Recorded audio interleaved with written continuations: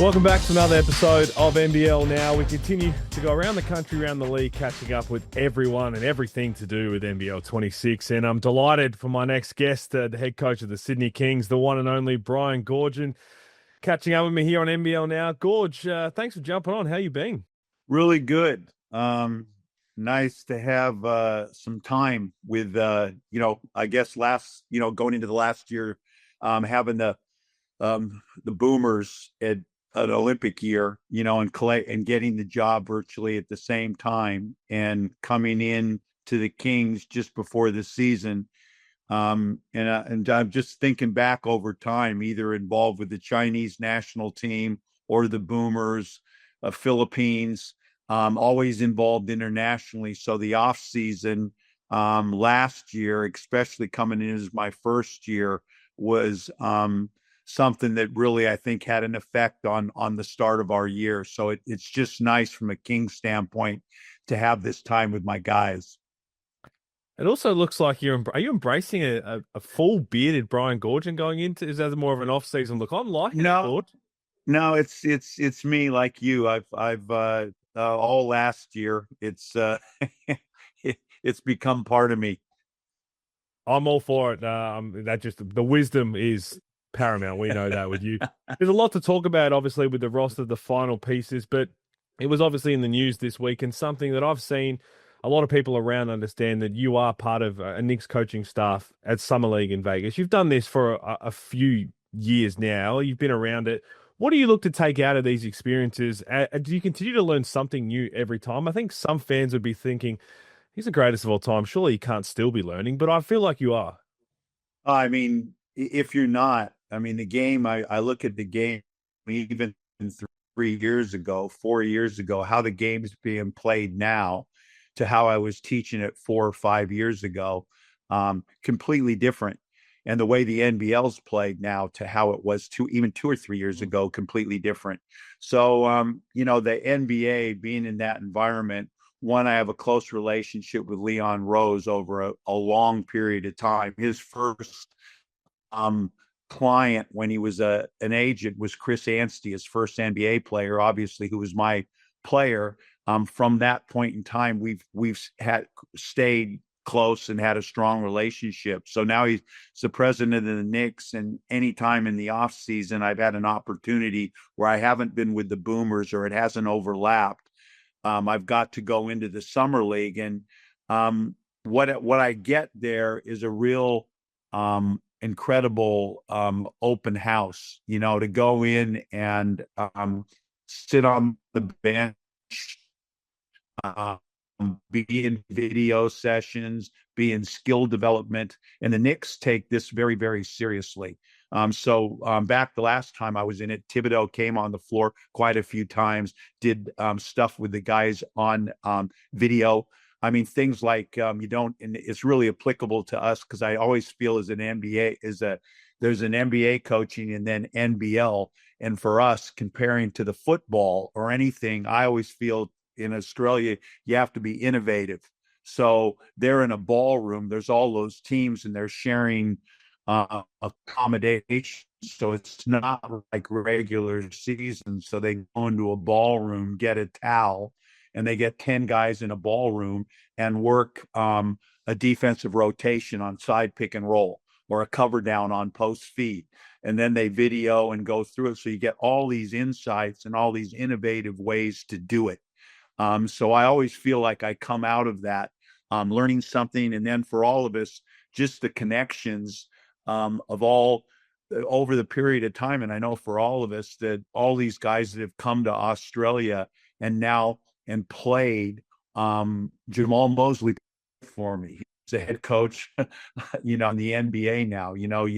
Chris Carrywell played for me at the Kings. He's the head assistant at Duke. You run into all those guys while you're there. You reconnect with all the agents. So it's great people. Gets you really energized about coming back and trying things, and you grow. I shouldn't have to ask this one, Gorge, but obviously with the timing of it, I know you've been a part of the Knicks in some league for a very long time, but new fans popping in saw the timing of Tom Thibodeau getting fired, saying, "Hang on, is there something there? Do you want to go out and squash the potential New York Knicks head coaching role?" Now, I that's yeah, not even on the radar. It's totally a learning experience, and I had no, and I stay connected with them all the way through the year. I woke up and read it like everybody else, and have had no insight to it or what took place and why. But it's not going to have an effect on my experience at the summer league. We're going to chat about the last remaining piece that the Kings are looking at in a little bit. I got to catch up with Chris Pongras last week on NBL Now. He was terrific, and we know the announcement that he's transitioning out of the role, which is big for the Kings as well. But I particularly want to just talk about the current makeup with the key acquisitions you've made in the offseason, in particular the Delly and the KD combo. And I know that we've heard from both of them talking about how Delly sent the Kyrie footage to KD. We've also seen a lot of success having essentially 2 point guards on the floor at the same time. I have a feeling you're in the best situation to make this work. Looking at the Boomers program, where it was almost like with Delly and Patty, when you've got that unbelievably skilled scoring guard alongside who can also handle the ball, is there something similar in the way that you would use Delly and Patty in the past with how you use Delly and KD here?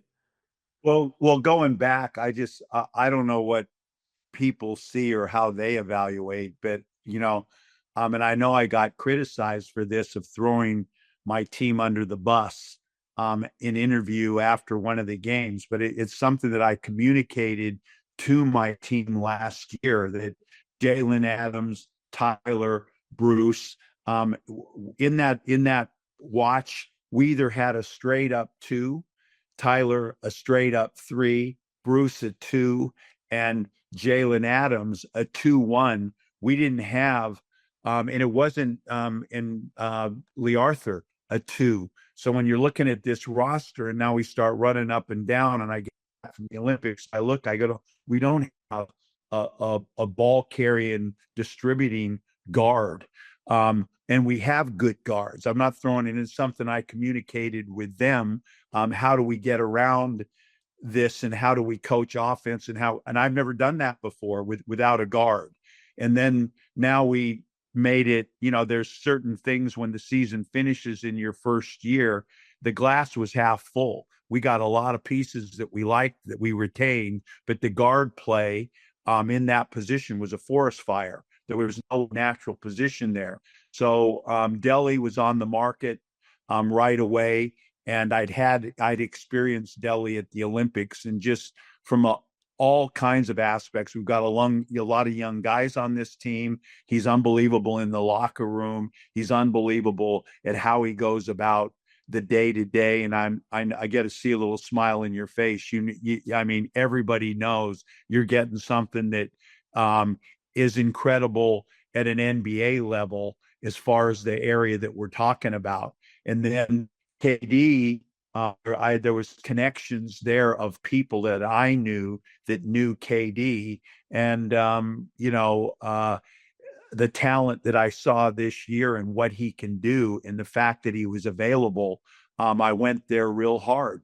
And when I told both of them, and I'm saying to you now, if I'm KD, and it's like, who do you want next to you? You can't have Bryce Cotton next to KD. That's not going to work. I get how that doesn't work. But so I think, when you look at Bryce Cotton in this, when you look at KD, Damian Martin, Norton, that guy there next to him, and that's Delly, and Delly's that on steroids to me. And now if you're Delly and you're there and you're carrying the ball, and you look over, what does he need next to him? He needs a firecracker. And that's what that's what KD is. So you got multiple guys that can carry the ball, they can play, and I can use those other pieces that I've got now, because KD can play the 1, and Delly is a 1, and KD can so you can take Delly off the floor and play a Bruce, play a Tyler, play a Watch. I couldn't do that last year, and I'm really excited. I think they can. I definitely think they can play together, and it's real interesting when I signed KD. One of the first things, and he signed. The conversation started with Delly, but the process of recruiting Delly was a process. And KD didn't know. I didn't talk. I was just talking to him. And one of the first things that came out of his mouth, you get a Delly. I want to play next to Delly. So that was something I told to Delly when I started recruiting Delly, that, hey man, KD wants to play with you. And then the next thing you know, like you say, Kelly and Delly and KD are communicating with each other, sending video back and forth and talking about working out together during the summer. So there's a real synergy there as well, chemistry rise, even before we start, about wanting to play together. Are we going to see the same play style that you had last year for the Kings because now you've got the pieces that kind of look like they fit together? Or are you going to go into the off-season, preseason, tweaking things slightly, but we'll still see the identity of that fast-paced team, but now with that true one that you finally have? I really, and I think that we've recruited pieces that want to run and want to go, and we couldn't. I mean, and that was the plan. And it became the part of the problem we had last year is we were easy to slow down, and we ended up in the half court a ton more than we anticipated, and really made a big change during the year of at practicing in the half court a lot more because we were easy to slow down because of the situation I talked about the guard play. And again, I'm not being critical. We didn't have the pieces to do that. So we ended up in the half court a lot more. And this thing of playing fast, playing at pace, playing it downhill, playing with the shape on the second side of the floor, multiple ball carriers, and using the Boo Qualls, the Jalen Gatways, those guys athletically, is a must for us in using our bench and able to play the defense that I'd like to play. That aspect is, if we don't, we're gonna be in deep trouble because we've got the pieces around are not pieces that I want to sit in the half court with and play Melbourne. So a real good example, and we're communicating with each other because we're working out now. We love the way, and I know it's an incredible elite, it's the best, but love the way Indiana goes about their business. And, honestly, if you look at, and there was a lot of talk about this with our national team, you're playing Serbia, you're playing Canada. We tried to play at pace, and we made decisions that, let's not talk about set plays. Let's not talk about, because it takes away at playing at pace. And I thought the way we played Serbia was the way that Australia with Giddey, with Dyson Daniels needs to play. And it just happened with this team, the pieces that we had. I keep saying Boo Quall, Jalen, Watch, those group were, and we played small ball. Kelly, and he's having a great season at Knox. He is going to be, we need a big, but he is going to be in that five a tremendous amount. And then you got Xavier Cooks, who's that's what you got to coach what you have. And I think it's very similar to, again, and I bring it up because I did it for the last 2 years, is the Boomers. Yeah, it really does look like that. I know that when we mentioned that Delly sending the Kyrie clips, but it does seem a whole lot the way that Delly succeeded alongside Patty. I want to chat to you about, because we spoke to Pongras about it, we've spoken about other people, adding Andrew Bogut to the coaching staff, for you two to be in this together. Bogut's mind, basketball mind, better than a lot of people. How excited are you to have him on board? Because as we said, we go down the history of Australian greats, and in terms of pure basketball minds, obviously what he achieved is second to none. But basketball minds, the way he sees the game, that is also second to none. They don't make them like Bogues. I was the season finished, and I had tremendous respect here. I mean, I've been so fortunate to, have Bogut and Luke Longley. I've never had that before around the team, along with Chris Pongrass, who's been incredible in his role in this. But as far as talking about that you can bounce ideas, talk about what you see with basketball minds like that is special. And I felt like, the communication with Bogut, it wasn't every day or anything, but it's like, and I know in coaching him, and everybody knows from he's elite. He's got an elite basketball mind. And Luke Longley was the one when the season finished, we had a coaching position available, and he mentioned Bogut's name, and I kind of looked over my shoulder. Like, that never dawned on me.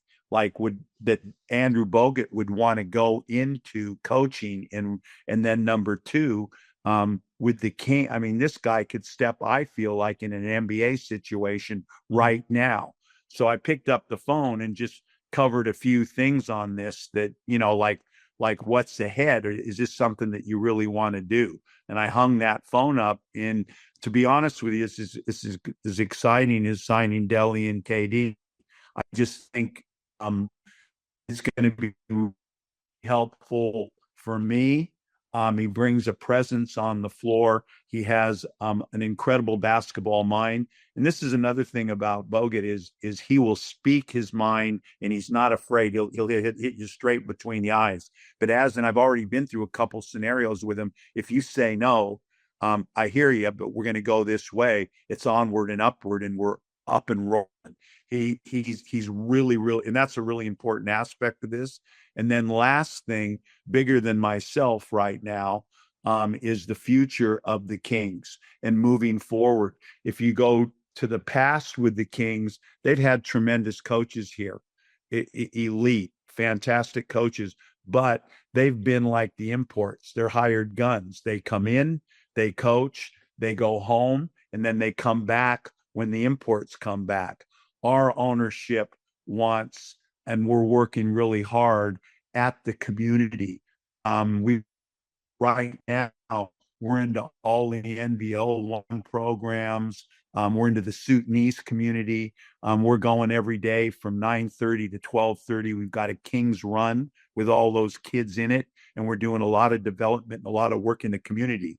So one of the things that when I move along, the next, we need to start mentoring, and the next guy needs to be there. So who better than Andrew Bogut? So this is more than just him coming as an assistant. He's the future of the Kings, and I think that's very exciting for the organization. You've been around the game so long. You've touched and been around just, I guess, unbelievable basketball minds around the world. I'm wondering, when you engage with someone like Bogues or like anyone that you've crossed paths with, are you a good judge of the talent of understanding, you know what, you're a head coach. Like, I can see you being a head coach. Whenever you decide that that's your time, you are going to be very successful on that. And likewise, other guys maybe, you know what, you start as an assistant coach, I can see you grow, because I can already hear the way you're saying, knowing Bogues for so long, that perhaps even when you coached him, something in your head was like, if you want to be a coach one day, you're going to be an unbelievable head coach. 100%. I mean, there's been a lot of guys that I've coached that this guy could be a very, very good basketball coach. And and then there's others that you've coached and they're very, very, very good players. And you're looking and going, you don't want to go into this. This just isn't you. And I think the thing with Bogut and guys in the ilk that we're talking about that have played in the NBA, played for the best, played for Rick Majerus, Kerry Rupp, who is a familiar name in Australian sport, in Australian basketball. He's been around great minds, and he played the game that way. The question on Bogut to me was always, he's done fairly well. he's he's not struggling, and he doesn't have to do anything he doesn't want to do. And to be good at this, one of the aspects I've always, that some of the guys that have it may not understand until you get in it. It's a butt grind. This thing is, it's not for the, it's full on. It's something that you're committed to, that you're going to give the full you to. And for guys, a lot of the guys that have played in the NBA and have the money that he does in the background, do you, and that was one of the questions I had for him. And I'm convinced that he's passionate and he has goals that he wants to do in this, and he's energized to do it. So it wasn't a question of his ability or the knowledge. You could see it right away. And I've coached him. He picked things up and he taught things, and he would ask you questions like during it. He was always one step ahead. So there was never a question there. It was this aspect I talked about before. And let me tell you, we were up in Canberra, and they put on an elite seminar up there for coaches. We had Lonergan had 250 coaches there. It was a tremendous atmosphere, and I sat next to him for 3 days, and even am more energized about what we're talking about. I just feel like he's going to be, and it's just not where I am now in my career. This is important for Australia. I just think a guy like this coming into the coaching fraternity and being in our country is exciting. He's a name that brings attention. And I think the NBL is starting to do that. It's becoming international. We've got people from all over the world. When you say the name Andrew Bogut, it brings credibility to the NBL and to Australian basketball. So to get him in this and energized to be one is really exciting for Australian basketball. Well said, Goorjian. I can't wait. I think he's going to be one of one, and this is just the beginning. Instead of perhaps finishing off with asking about the final piece you're going to put together, because I spoke to Chris Pongrass, we've spoken to a lot of people. It's out there. You want height, whether it's local, whether it's import. I perhaps want to ask you, because you're going into this season with so many key pieces returning, these new additions. I think Jalen Galloway set for a breakout year. Obviously, Bull Qual, another year for the Kings. Cooks, you mentioned. What do you think, looking at the roster right now, will be the biggest hurdle for the team to overcome to win a championship this year? Is it as simple as saying maybe height to add the last thing, or is there more to it?